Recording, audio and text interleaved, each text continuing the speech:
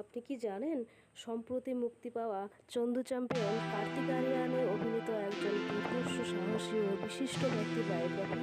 হ্যাঁ, সেই ব্যক্তি বিশিষ্ট যার নাম মুরলীকান্ত রাজারাম পেটকার।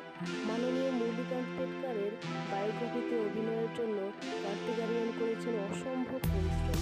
গল্পটি শুরু হয় 1952 সালের স্বাধীন ভারতের প্রথম অলিম্পিক মেডেল প্রাপক কাঁসা হাওয়া বাবা সাহেব যাদব ফ্রি স্টাইল কুস্তিগিরের মেডেল জিতে ট্রেনে করে বাড়ি ফেরার সময়।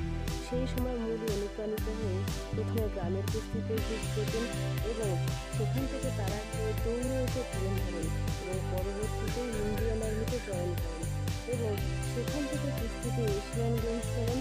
পরবর্তীতে দুর্ভাগ্যবশত তার গায়ে 9টি গুলি লাগে এবং তার দুটো পাই অসাড় হয়ে যায়। অসাড় হয়ে তিনি থেমে থাকেননি, অলিম্পিকে সাঁতারে অংশগ্রহণ করেন এবং ভারতের জন্য মেডেল এনে দেন। কার্তিক আরিয়ানের অভিনয় ছিল প্রশংসনীয় এবং প্রাণবন্ত।